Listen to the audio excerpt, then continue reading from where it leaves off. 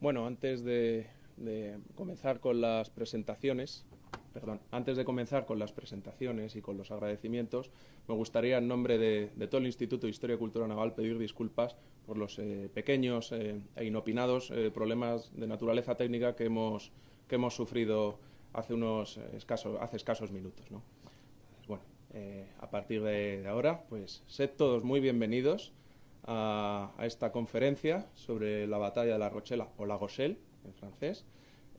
Antes de continuar, me gustaría dar las gracias, agradecer efusivamente al Departamento de Estudios e Investigación del Instituto, y en concreto a su comandante, don José Ramón Vallespín, capitán de navío, la oportunidad brindada, ¿no?, la ocasión brindada para hablar y tratar este interesante acontecimiento no muy conocido de nuestra historia, hemos de decir. Yo soy Jorge Rosales Pulido, soy miembro del Cuerpo Facultativo de Archiveros, del que me honro pertenecer, y estoy destinado en el Cuartel General de la Armada, en concreto en el Departamento de Archivos Navales.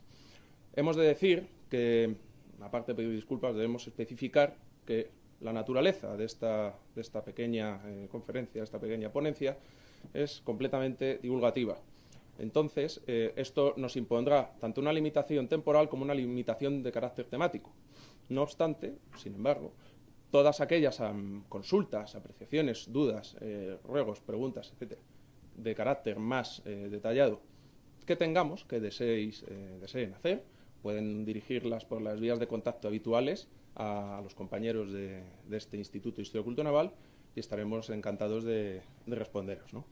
Y sin más dilación, vamos a zarpar por segunda vez hacia la historia, ¿no? Antes de comenzar, ¿no?, siempre conviene establecer unos antecedentes, un conocimiento previo, ¿no? Conviene un conocimiento previo de la situación existente entre Castilla y Francia, que en la batalla sean aliadas, ¿no?, aunque Francia no participe militarmente, ¿no?, al menos en el ámbito naval, ¿no? Es cierto que ahora, quizá a nivel más de psicología social, cuando pensamos en nuestro país, en las relaciones entre Francia y España, pues suele venir a la cabeza la guerra de la independencia, cosas más cultos, ¿no? Pues las guerras del siglo XVI, las guerras napolitanas, las campañas del gran capitán Nápoles, es decir, en cualquier caso, conflagraciones y conflictos entre nuestros países. No obstante, en concreto entre el Reino de Castilla, en un momento en que España no estaba unificada, y el Reino de Francia, existieron en la Edad Media unos vínculos, unas relaciones, ¿no?, unos encuentros muy fuertes, pero sobre todo de muy diversa naturaleza.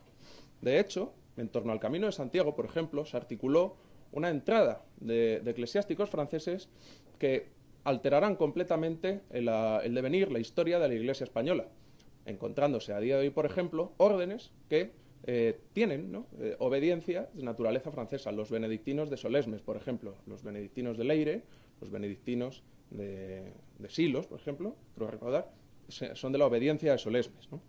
Hemos visto punto religioso, relaciones religiosas, pero también tenemos relaciones más humanas. Es decir, estamos en una época, la Reconquista, que impone a los reinos peninsulares, a los reinos hispánicos peninsulares, una política muy activa de repoblación de los espacios conquistados. Eso les llama a recabar la presencia de individuos procedentes de más allá de los Pirineos. En las crónicas se les llama ultramontanos o francos, ¿no?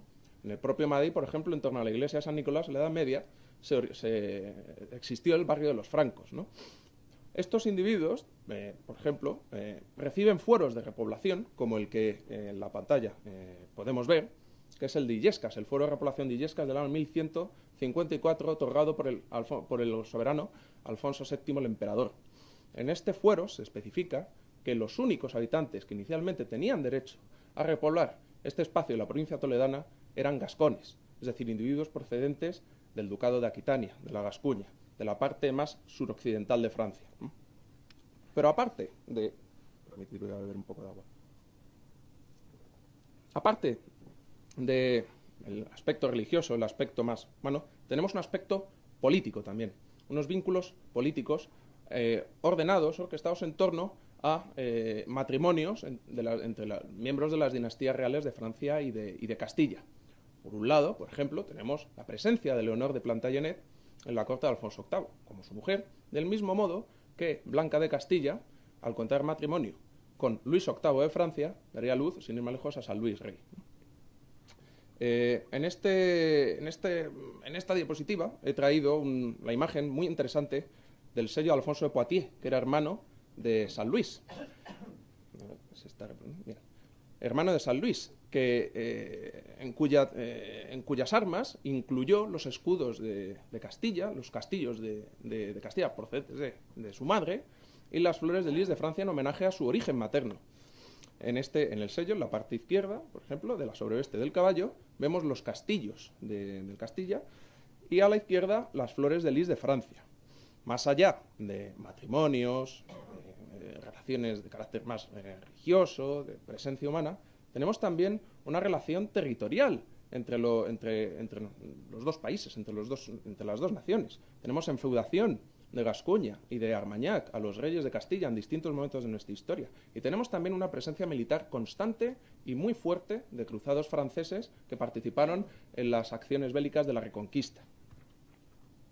Pero, más allá de todos estos antecedentes, vamos a entrar en materia, en el contexto de la Guerra de los 100 años, ¿no?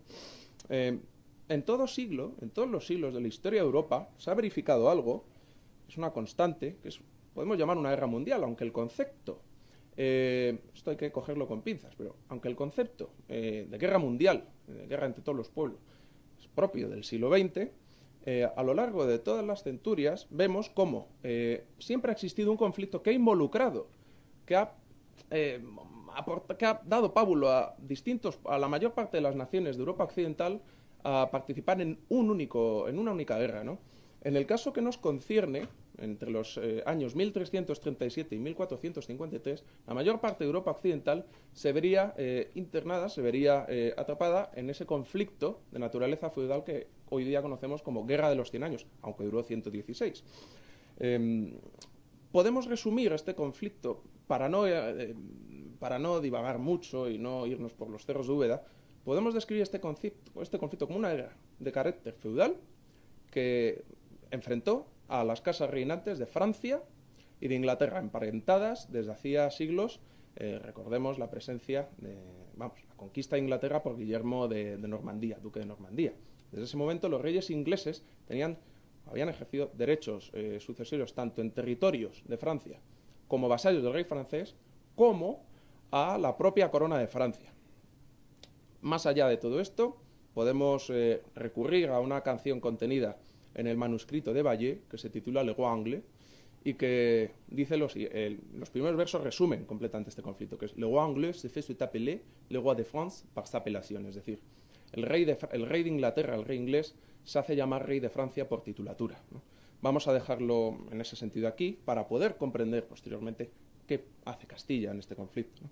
En esta imagen, la imagen de la derecha, he traído, de hecho, el besamanos, la enfeudación, la immixtio manum, en concreto de Enrique III, de Inglaterra, a Felipe VI de Francia, ¿no? Para ver un poco esa relación feudal entre los dos soberanos, ¿no?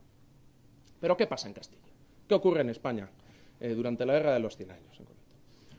Tenemos un primer reinado, que es el de Alfonso XI, llamado Alfonso XI de las Crónicas, en el que el reino permanece neutral, prefiere no intervenir tanto ni a favor de Inglaterra ni a favor de Francia y mantener relaciones cordiales con ambos reinos, aprovechando además esa falta de intervención militar en este conflicto para proseguir con la campaña de la Reconquista, ¿no? No obstante, la muerte de Alfonso XI provocará un conflicto sucesorio entre la rama legítima, la de Pedro I, llamado el Cruel en las crónicas, gracias entre otros a cronistas como Pedro López de Ayala, y su hermanastro ilegítimo, Enrique II de Trastámara, ¿no? El primero intervendrá en la guerra de los 100 años a favor de los ingleses, y el segundo contará con el apoyo para llegar al poder, entre otros, de las compañías blancas de Bertrand du Guesclin, que era condestable de Francia, ni más ni menos. La muerte de Pedro I, en esta diapositiva he traído esa muerte idealizada por decapitación de Pedro I tras la batalla de Montiel, que no fue así, pero ya sabemos que las crónicas, como tendremos ocasión de ver, pues no son exactamente veraces en muchos aspectos, ¿no?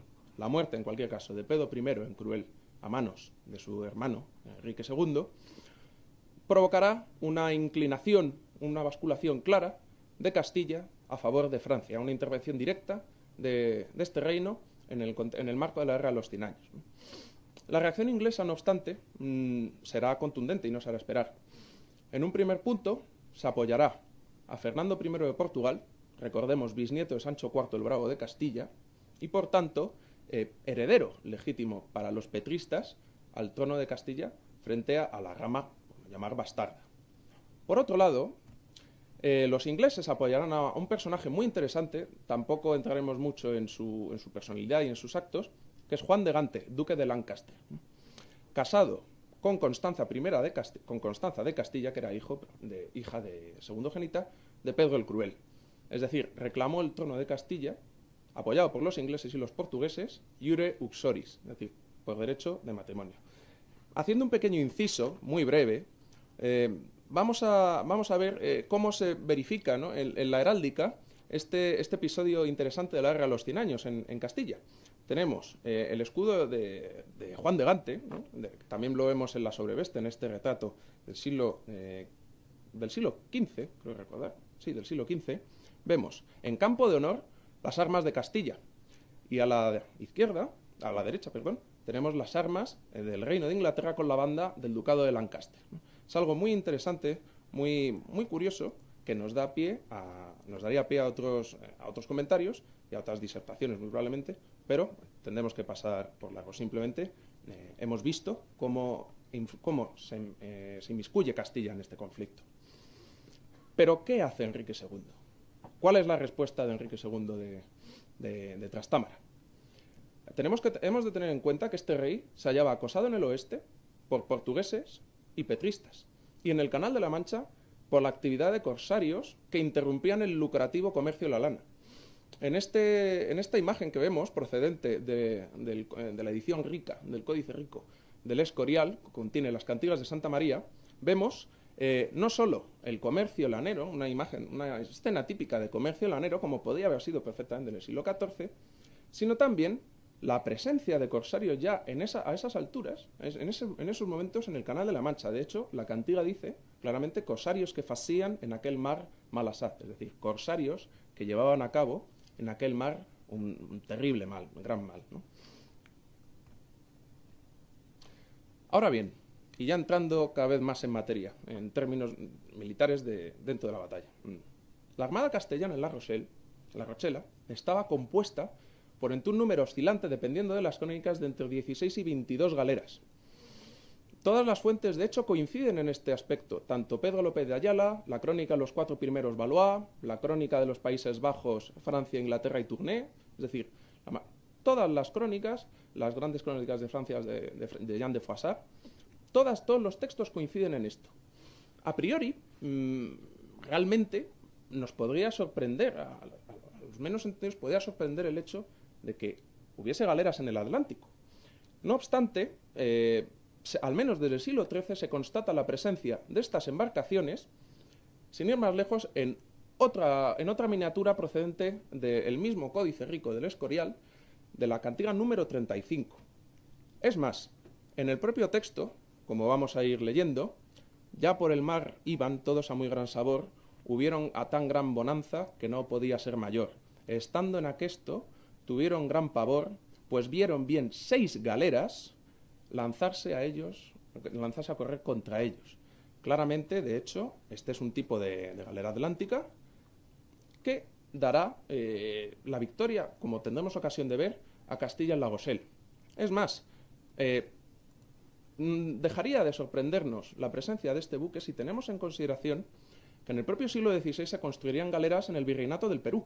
Es decir, no solo tendremos presencia de estas embarcaciones en el Atlántico, sino en el Océano Pacífico. En el Océano Pacífico es una cuestión que ha sido muy investigada, está perfectamente documentada, y bueno, no podemos entrar de nuevo más en materia, en lo relativo a este aspecto tan interesante de la construcción naval, pero estamos abiertos a resolver todas las dudas más eruditas que puedan tener ustedes, ¿no? La situación previa al combate. ¿Cuál es la extensión de los territorios ingleses en Francia en virtud del Tratado de Bretigny. No sé si se ve bien, pero los ingleses poseían en Francia casi un tercio, o más de un tercio del territorio. Más de un tercio. Es un tratado suscrito entre Eduardo III de Francia y Juan II. Eduardo III de Inglaterra y Juan II de Francia, ¿no?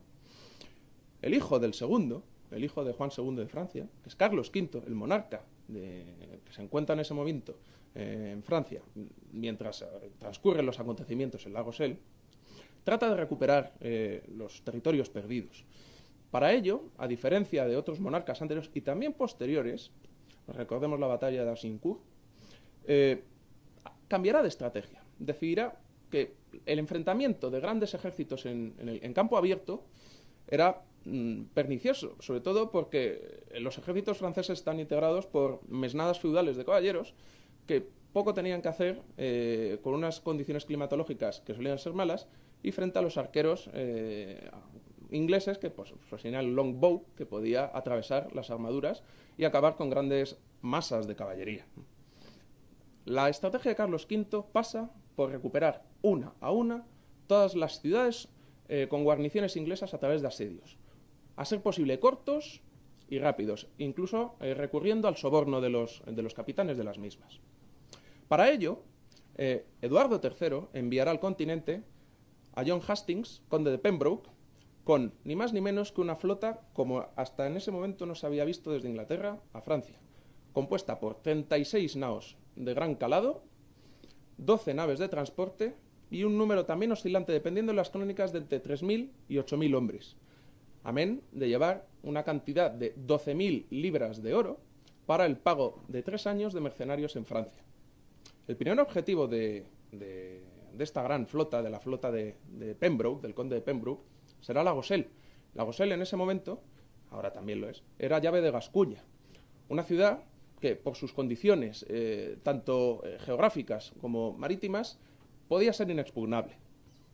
Además, de hecho, se encontraba sitiada por los franceses. Hemos de tener en cuenta que eran territorios ingleses y que rendían pleitesía al rey inglés y le eran fieles en muchos casos.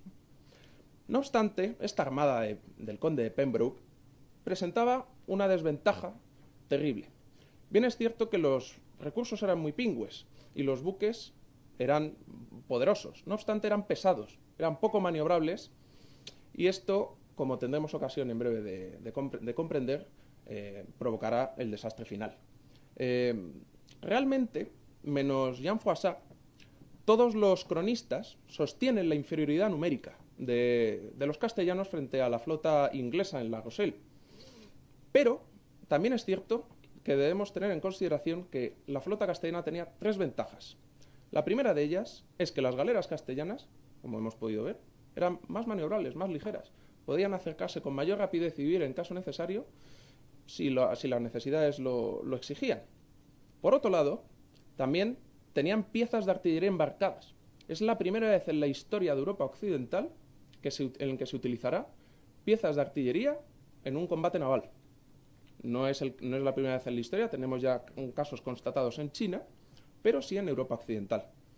Y, por supuesto, la última y no menos importante ventaja es que al frente de la flota castellana, a diferencia de lo que ocurría con la inglesa, se encontraba ni más ni menos que Ambrosio Bocanegra, un hombre forjado en la mar, de origen genovés, como muchos otros genoveses que repoblaron Castilla, por ejemplo, Sevilla, los barrios de Sevilla, de Almería, genoveses, y que tenía realmente más agua salada en las venas que sangre. Era hijo, a su vez, de Egidio Bocanegra, que por su parte había sido almirante de Castilla con Alfonso X, e incluso era sobrino de Simone Bocanegra, que había sido el primer dogo de la República de Génova. Recordemos, una de las potencias marítimas del Mediterráneo en aquellos tiempos. La suerte estaba echada. El día 21 de junio del año del Señor de 1372 se produce el primer avistamiento entre ambas flotas, en una zona de La Rochelle, de la bahía de La Rochelle, que se denomina Pertuis d'Antioche. Perdónenme la pronunciación, mi francés no es exactamente bueno, pero el Pertuis d'Antioche, ¿no? Que es esta bahía, ¿no? Entre las islas de Oléron y de Ré. Aquí se producirá el primer avistamiento de las dos flotas. Bocanegra, para curarse en salud, decide llevar a cabo una escaramuza, una escaramuza que el conde de Pembroke concibe como un ataque frontal de los castellanos. Realmente el genovés lo único que pretendía era probar las capacidades de reacción de la flota inglesa. Y como cuenta la crónica de los 4 primeros Valois, los marineros ingleses, no comprendiendo la intención de Bocanegra, lo insultarán diciéndole: vete, vete, fracasado español, malvado con alegría, malvado con gusto, con deseo. No obstante, Bocanegra había obtenido lo que buscaba, que era confirmar el hecho de que las naos inglesas se movían con una lentitud pasmosa, una lentitud que podía ser aprovechada para, como bien expone a sus oficiales, hacer encallar los buques ingleses en los abundantes bancos de arena que podemos ver en la imagen, con el objeto de rodear esas embarcaciones y asaltarlas con mucha mayor facilidad, utilizando la ventaja de la ligereza de las galeras castellanas. Toda esta información está contenida, aparte, en concreto, en la crónica de los 4 primeros Valois. El día 23 de junio, cuando ya se ha producido un cambio climático que favorece la presencia de una baja mar en toda la bahía, se produce el primer movimiento.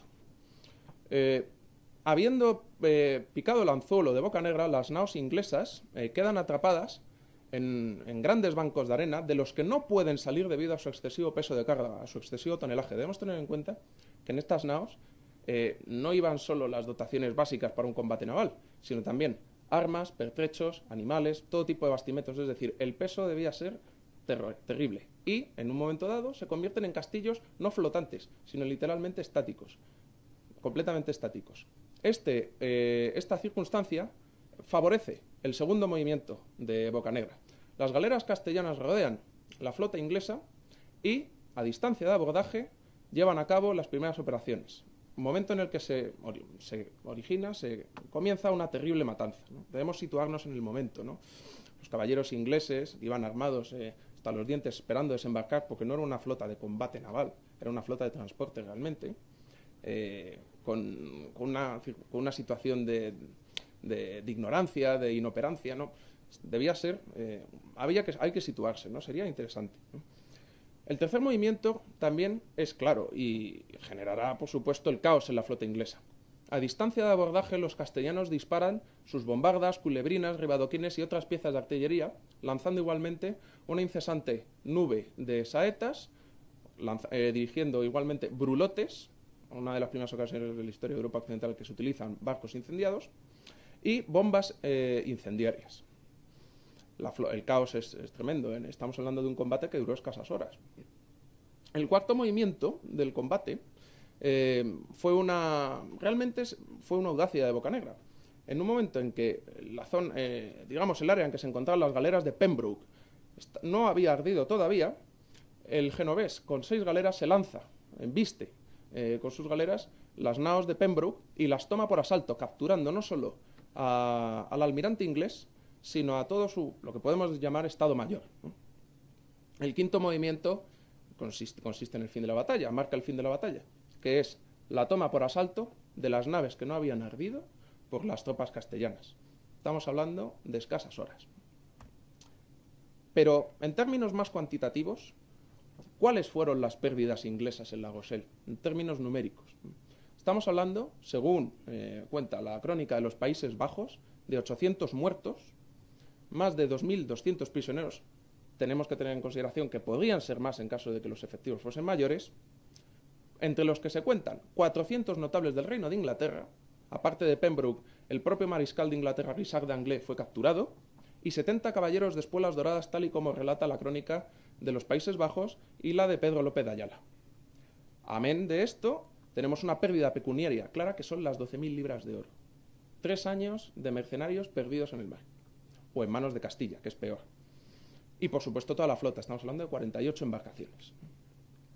Pero, más allá de Francia, por supuesto, ¿quién fue el primer beneficiario de esta batalla, ¿no? Enrique II. Fue el propio monarca.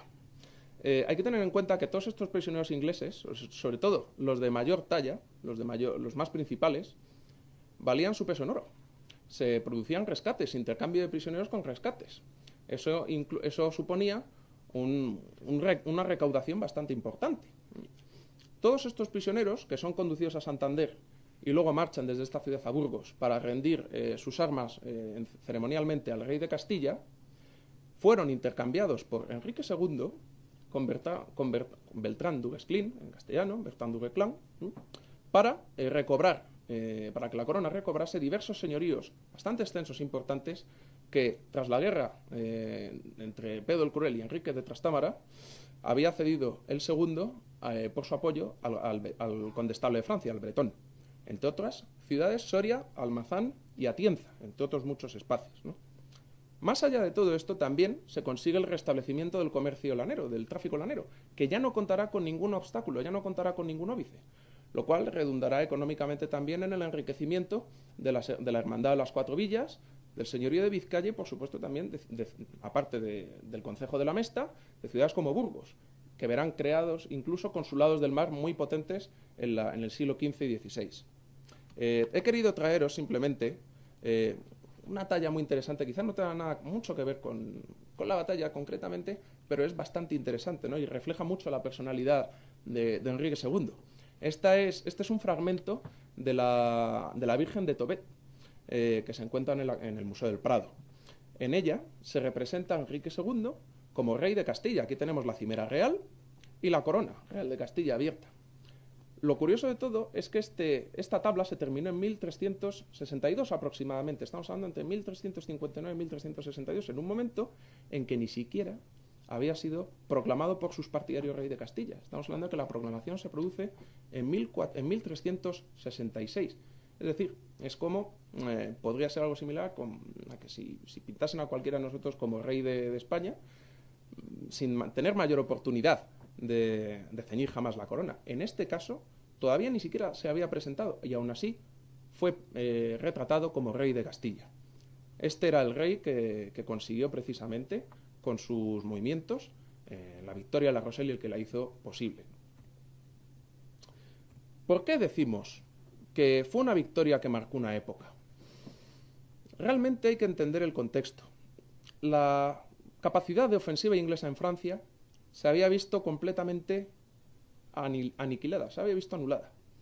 Por otro lado, si bien en la Guerra de los 100 años la mayor parte de las batallas, de los enfrentamientos directos se llevan a cabo en Francia, tras la derrota inglesa en La Rochelle, la guerra llegará al sur de la isla, al sur de Gran Bretaña.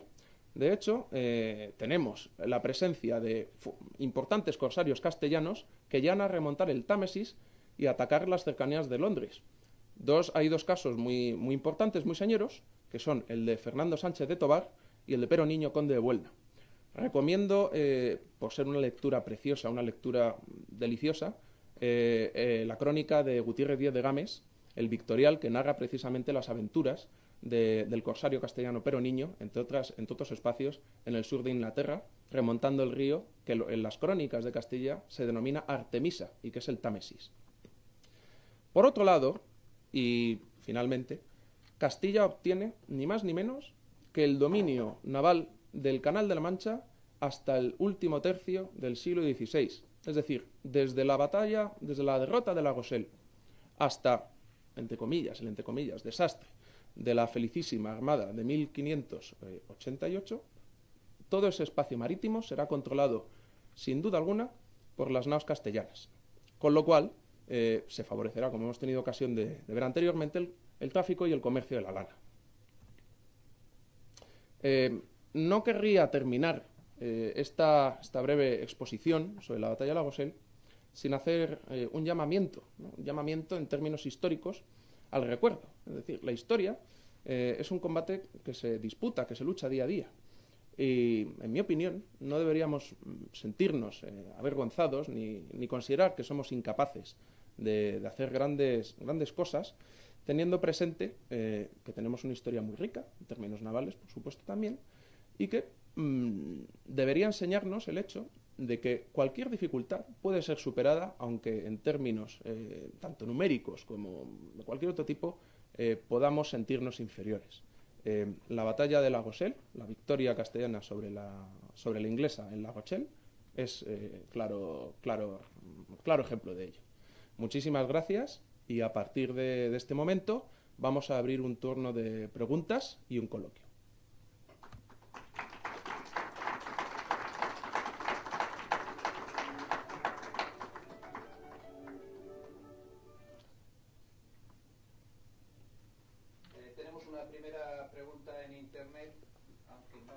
todo clara, pero creo que el señor Antonio Román Rodríguez del Pino dice literalmente: me interesa la datación de lo que se considera la primera aparición de la artillería embarcada española en esta batalla. Se entiende que quiere más información al respecto de la aparición de la artillería. Bueno, estamos hablando de que realmente el envío de la flota se llevó a cabo en ese mismo año de 1372. Si la batalla, es un dato bastante difícil muchas veces de precisar, porque, para empezar, la datación de la batalla en ocasiones también ofrece dudas en términos cronísticos. Hay autores que la sitúan incluso en un año completamente distinto. No obstante, el envío de la flota por parte de Enrique II, que se produce desde Santander, marca el embarque de esta artillería, de estas piezas de artillería que en términos medievales se conocía como tormentaria, los tormentos, ¿no? Si fue en 1372, podemos decir que se tardarían escasa semana en llegar a Lagosel, y podemos hablar de que si la batalla se produce entre los días 21 y 23 de junio, podríamos hablar de que aproximadamente el embarque de esa artillería se produciría en ese mismo verano. Otra pregunta es muy parecida al respecto. ¿Se conoce qué tipo de artillería se empleó en esta batalla? Sí. Las piezas embarcadas de mayor porte fueron bombardas. También se embarcaron culebrinas, ribadoquines y arcabuces de gran tamaño para ser disparados desde la quilla de los buques.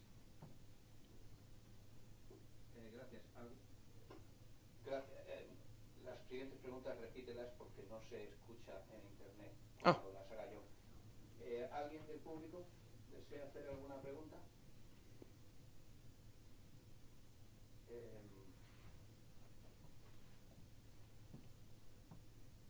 Pues en principio, si no hay preguntas del público y no hay en este momento más preguntas en internet, no sé si quieres aprovechar para explicar alguna cosa más. Realmente sí me interesaría hacer un pequeño apunte más específico sobre la naturaleza de esa artillería. En muchas ocasiones, teniendo presente la gran calidad de las piezas actualmente, no se suele concebir que estas piezas supusiesen un peligro serio para la salud de los servidores de las mismas.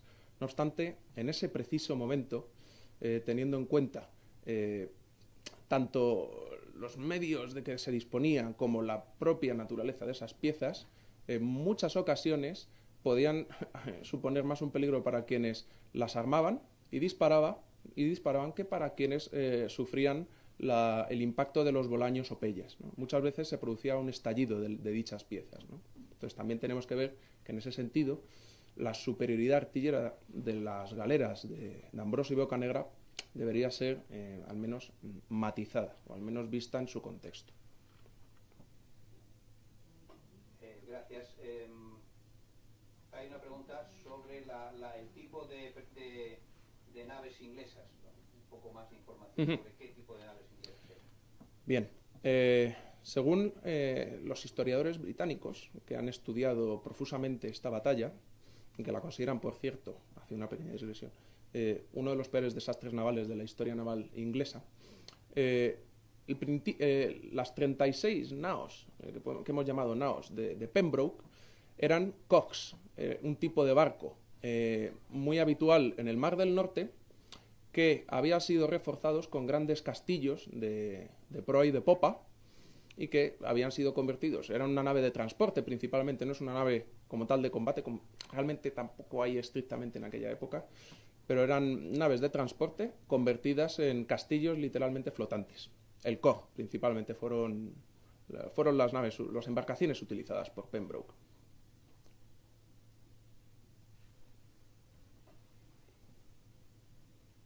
Bien, pues agradeciéndoles a todos la presencia y el interés mostrado en este interesante aspecto de la historia naval de Castilla y de Inglaterra, pues me gustaría despedirme de todos vosotros, quedando, por supuesto, a vuestra total disposición para cualquier apunte más académico o cualquier ampliación que deseen hacer. Muchísimas gracias.